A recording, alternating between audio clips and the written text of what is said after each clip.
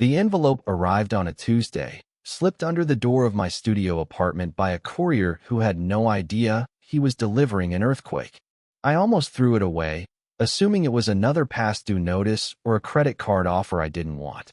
But the paper was heavy, cream-colored, expensive, and the return address was a law firm in the financial district, the kind with names like Whitmore, Sterling, and Chase lined up in gold-embossed letters. I opened it standing in my tiny kitchen, still wearing my uniform from the morning shift at the diner, my feet aching and my hair smelling like bacon grease. The letter was brief.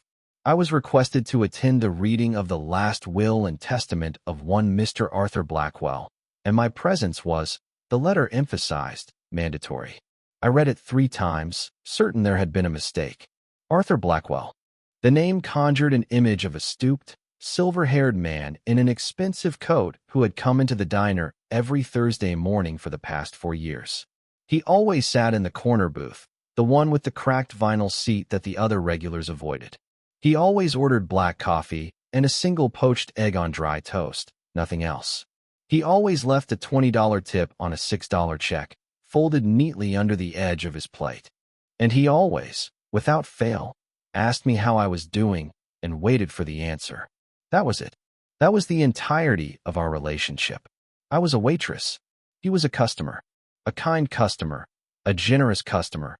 A customer who seemed genuinely interested in my life, my community college classes, my struggling attempts to save enough money to finish my degree. But a customer nonetheless. I had never been to his home. I had never met his family. I had never even known his last name until I saw it on the letter in my hand. And now his lawyers were summoning me to the reading of his will as if I were a long-lost relative, as if I had any business being in the same room with the people who had actually known him. I called the law firm the next morning, certain that a simple phone call would clear up the misunderstanding. The receptionist transferred me to a senior partner, a man with a voice like polished mahogany, who assured me that there was no mistake. My name was specifically listed in the will. My presence was specifically requested. A car would be sent to pick me up on the appointed day. I hung up the phone and sat on my secondhand couch, staring at the water stain on the ceiling, trying to make sense of a world that had suddenly stopped making sense. The day of the reading, I dressed in the only formal outfit I owned, a black skirt and a white blouse that I had bought for a job interview 2 years ago. The car that picked me up was a sleek black sedan with leather seats and a driver who called me ma'am and opened the door for me. I felt like an imposter, a character in a play who had wandered onto the wrong set. The law firm was exactly what I expected, all marble floors and mahogany paneling and oil paintings of dead, white men staring down from the walls with expressions of permanent disapproval.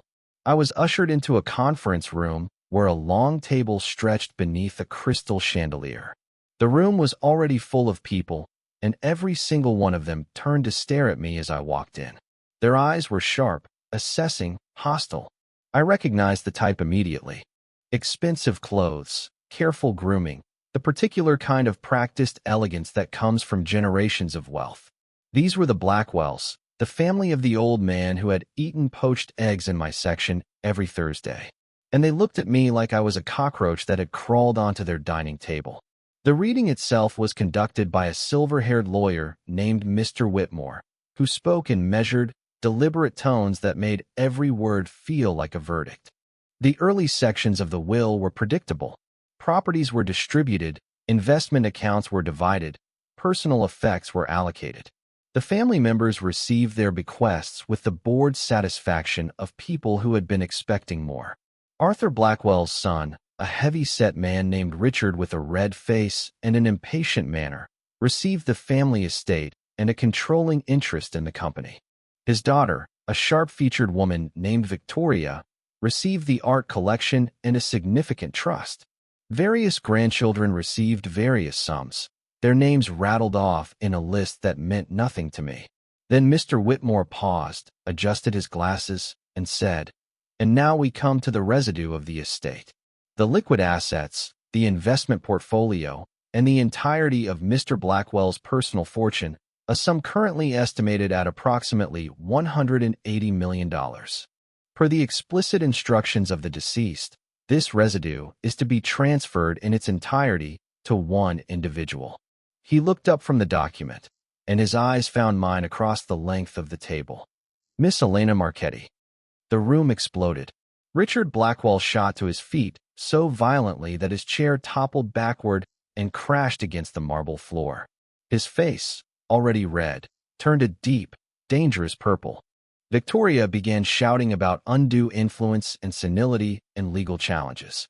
The grandchildren looked around in confusion, and several other relatives I couldn't identify began talking over each other in a cacophony of outrage and disbelief. I sat frozen in my chair, the words not fully registering, my mind refusing to process what my ears had heard. $180 million. To me. A waitress. A stranger. This is absurd, Richard bellowed, slamming his fist on the table. This woman was nothing to my father. She was a waitress at some diner he frequented.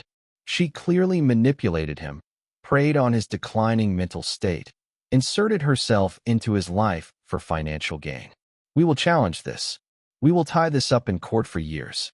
This is not over. Victoria turned her sharp gaze on me, and her voice was cold as ice. What exactly was your relationship with my father?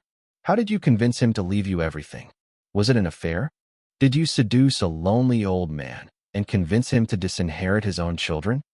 The accusation hit me like a slap. I felt my face flush, my hands begin to tremble. I didn't, I stammered. I never. He was a customer. He came in for breakfast on Thursdays. I served him coffee. That was all. I never even knew his last name until I got the letter from this office.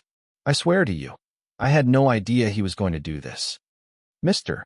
Whitmore raised a hand, and his calm, authoritative voice cut through the chaos. There is a letter, he said. Mr. Blackwell left a letter to be read aloud in the event that his bequest was challenged by any member of his family. He anticipated this reaction. He specifically instructed that this letter be read in the presence of all parties. He produced a sealed envelope from his briefcase, the same heavy cream-colored paper as the letter I had received. He opened it with a silver letter opener, and the soft sound of tearing paper was the only noise in the suddenly silent room. My dear family, Mr. Whitmore began, and I could almost hear the old man's voice in the words, dry and precise and unexpectedly warm.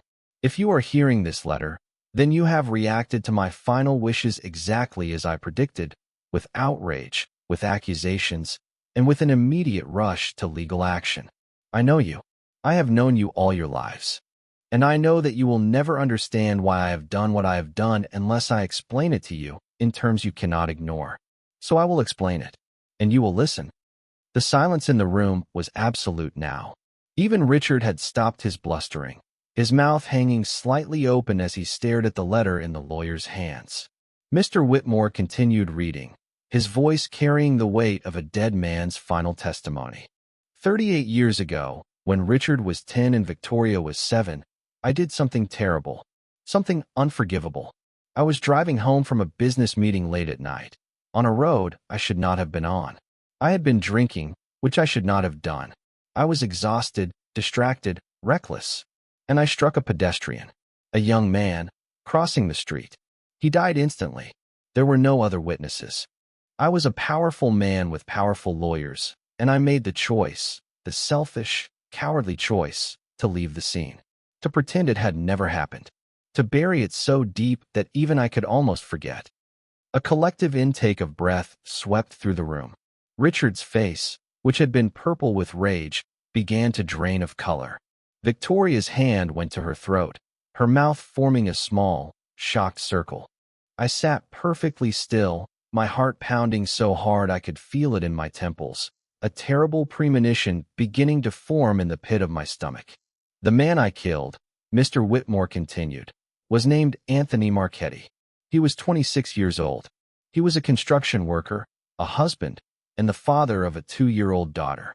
His wife, Maria, was pregnant with their second child at the time of his death. Without him, the family fell into poverty. Maria worked multiple jobs to support her children. She died of a stroke at the age of 51, her body worn out by years of relentless labor. Her children grew up without a father, without financial security, without the life they should have had. The daughter, Elena, worked her way through high school, put herself through community college, and has spent her adult life struggling to escape the poverty that my actions condemned her to. I couldn't breathe. The room was spinning, the faces of the Blackwell family blurring into a wash of shock and disbelief. Anthony Marchetti, my father, the man I had never known, the man whose face I had only seen in a single faded photograph my mother kept on her nightstand until the day she died. He had been killed in a hit-and-run, the case never solved, the driver never found. And now, 38 years later, in a conference room filled with marble and mahogany and the hostile stares of a dead man's children, I was learning the truth. I have carried this guilt for 38 years, the letter continued. It has poisoned everything. Every success, every joy, every moment of happiness has been shadowed by the knowledge of what I did and what I failed to do. I tried to make amends in small, cowardly ways. I donated anonymously to charities that supported single mothers. I funded scholarships for underprivileged children. I told myself that these gestures were enough, that they balanced the scales. They did not. Nothing could balance the scales except the truth, and I was too afraid to speak it while I was alive. So I am speaking it now, from beyond the grave, in the hope that it will finally bring some measure of justice to the family I destroyed. Mr. Whitmore paused, his voice softening slightly as he read the final paragraph. Elena Marchetti is not my mistress. She is not a gold digger. She is not a manipulator. She is the daughter of the man I killed, and she has spent her entire life paying the price for my crime. The money I am leaving her is not charity. It is not a gift. It is restitution. It is what her father would have provided if I had not taken him from her. It is what her mother would have earned if she had not been forced to work herself into an early grave. It is what Elena herself would have achieved if she had not been born into a life of struggle and sacrifice. I am giving her what I stole from her, nothing more and nothing less. To my children, Richard and Victoria, I leave you this truth. You have spent your lives enjoying the wealth that I built on a foundation of cowardice. You are not responsible for my crime, but you have benefited from it. I hope that knowing this will change you. I hope it will make you better. I hope you will find a way to use your privilege for something more meaningful than self-enrichment. And to Elena, if you are hearing this, I am sorry. I am so deeply, profoundly sorry. I cannot give you back your father. I cannot give you back your mother. I cannot give you back the life you should have had. All I can give you is this money, and this truth, and the hope that they will finally set you free. Arthur Blackwell. The silence that followed was the deepest I had ever experienced. It was not just an absence of sound. It was a presence, a weight, a physical force that pressed down on everyone in the room. Richard Blackwell had sunk back into his chair, his face ashen, his earlier rage completely extinguished. Victoria was crying, silent tears tracking down her cheeks, her sharp features softened by a grief I didn't fully understand. The other relatives looked at each other, at the floor, at the walls, anywhere but at me. I sat in my chair, the words of the letter still echoing in my mind, rearranging everything I had ever believed about my life. My father had not abandoned us. He had not left my mother for another woman, as I had sometimes imagined in my darkest moments. He had been killed, violently and senselessly, by a man who had then driven away and pretended it had never happened. And that man, the man who had destroyed my family with a single moment of recklessness, had been sitting in my section every Thursday morning for 4 years, drinking black coffee and eating dry toast, and asking me how I was doing, all the while carrying the weight of my father's blood on his hands. I didn't know, I said, and my voice came out as a whisper. I didn't know any of this. He never told me. He just sat in my section and asked me about my classes and left me $20 tips. I didn't know who he was. I didn't know what he had done. Victoria looked at me, and for the first time, there was no hostility in her expression, just a profound, exhausted sadness. Neither did we, she said quietly. We didn't know any of this either. He carried it alone for 38 years. He never told anyone. The reading concluded in a haze of legal formalities that I barely registered. Mr. Whitmore explained the probate process, the timeline for the transfer of assets, the legal protections built into the will to prevent challenges. Richard and Victoria were entitled to contest, he explained, but the letter would be admissible as evidence of Mr. Blackwell's sound mind and clear intent. He had documented his guilt meticulously, had even included copies of newspaper clippings about my father's death, a private investigator's report on my family's subsequent struggles, a paper trail of the anonymous donations he had made over the years. The case was ironclad. The money was mine. But in the days and weeks that followed, the money was the last thing on my mind. I was consumed by the truth, by the sudden, violent recontextualization of my entire life. I went back to work at the diner because I didn't know what else to do, and I served coffee and eggs and bacon to customers who had no idea that I had just become one of the wealthiest women in the city. I went back to my tiny apartment, with its water-stained ceiling and its second-hand furniture, and I lay awake at night staring at the darkness, trying to process the fact that my father's killer had been sitting 10 feet away from me every Thursday morning, watching me, listening to me, carrying a guilt so immense it had driven him to give me everything he had. 2 weeks after the reading, I received a phone call from Victoria Blackwell. She asked if I would meet her for coffee, not at the diner, but at a quiet cafe near the park. Her voice was hesitant, uncertain, completely different from the sharp, accusatory tone she had used in the conference room. I agreed, partly out of curiosity and partly because I had questions that only a Blackwell could answer. The cafe was small and quiet, the kind of place where conversations could happen without being overheard. Victoria was already there when I arrived, sitting at a corner table with 2 cups of coffee in front of her. She looked different from the woman I had met at the law firm. Softer, more human. The expensive clothes were still there, the careful grooming, the air of privilege, but there was a vulnerability in her eyes that hadn't been there before. "Thank you for coming," she said as I sat down. "I wasn't sure you would. I wouldn't have blamed you if you hadn't." "I almost didn't," I admitted. "I wasn't sure what we had to say to each other. Your family made it pretty clear what you think of me." Victoria flinched, a small, pained expression crossing her face. "I'm sorry about that. About what I said, about what Richard said. We were wrong. We were so completely, catastrophically wrong. I've been reading the files my father left, the investigator's report, the newspaper articles. I've been trying to understand." She paused, her hands wrapped around her coffee cup as if she were trying to warm them.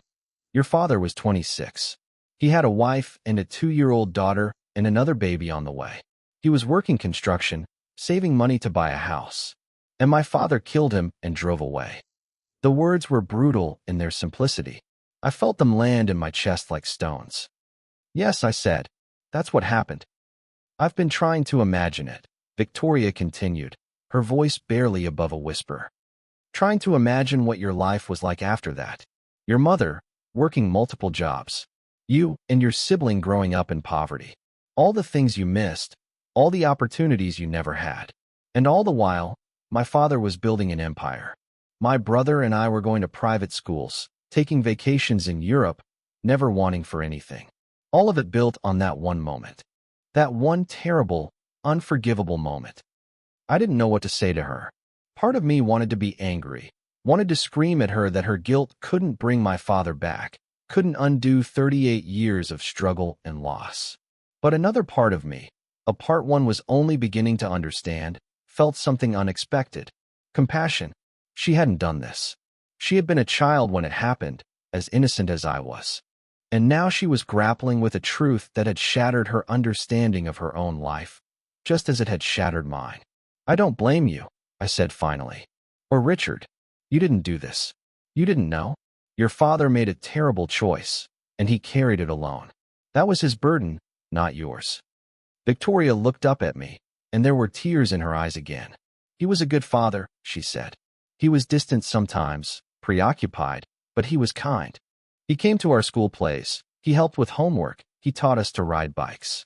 I thought I knew him, and now I realize I didn't know him at all.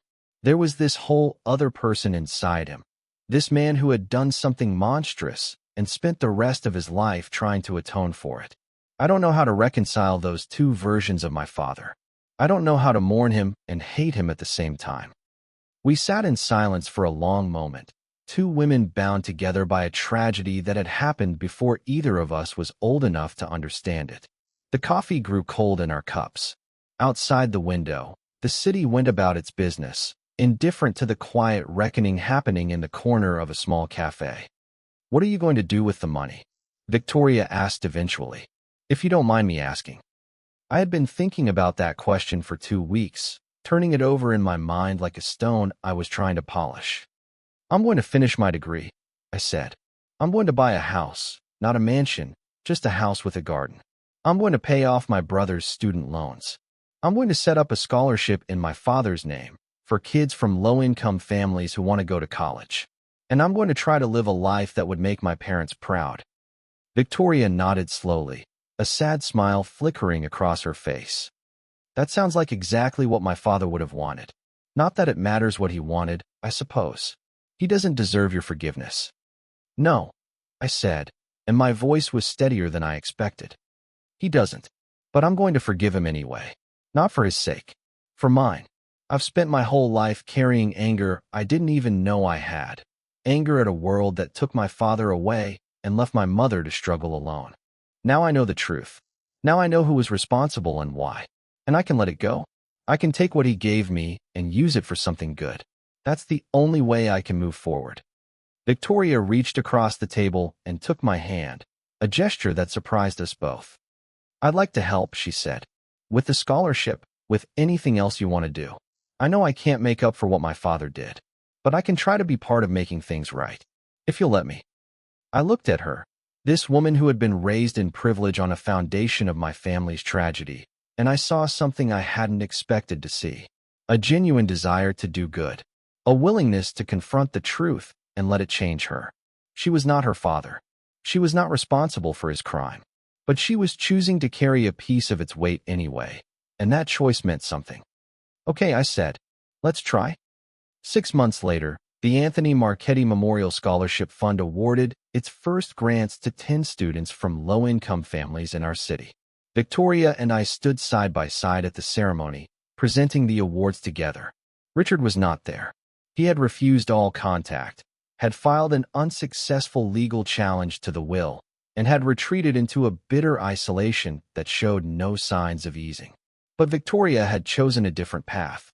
She had chosen to be part of the solution, to use her share of the Blackwell fortune for something more meaningful than self-enrichment. And in doing so, she had become, against all odds, something like a friend. The truth about that night, 38 years ago, had shattered two families. The Blackwells had lost their father and their illusions about who he was. I had gained the truth about my own father and the closure I had never thought possible. But in the wreckage of that truth, something new had begun to grow. A partnership, a purpose, a determination to take the money that had been built on a crime and use it to create something good. I still work at the diner, 2 shifts a week, not because I need the money, but because I like the people. I like the regulars, the clatter of dishes, the smell of coffee and bacon. It keeps me grounded, reminds me of where I came from. The rest of my time is spent managing the scholarship fund, mentoring the students we support, and slowly, carefully, learning to live a life that is no longer defined by struggle. Arthur Blackwell never apologized to me in person. He carried his guilt in silence, sitting in my section every Thursday morning, watching me pour his coffee and ask about his day, never once revealing the truth. But in the end, he gave me something more valuable than an apology. He gave me the means to transform my life and the lives of others. He gave me the truth about my father, the truth that had been stolen from my family along with everything else. And in his final act, he gave me a choice: to be consumed by anger or to build something new. I chose to build. The last time I saw the corner booth at the diner, I paused for a moment and looked at the cracked vinyl seat, the table where an old man with silver hair had sat every Thursday morning. I imagined him there, his hands wrapped around a cup of black coffee, his eyes following me as I moved from table to table. I wondered what he was thinking during those mornings, whether he was rehearsing what he would say if he ever found the courage, whether he was cataloging my face for traces of the man he had killed. I would never know, but I had made my peace with not knowing. I turned away from the booth and went back to work, carrying his secret and his gift and the memory of my father, all of it woven together into a life that was finally, unmistakably, my own.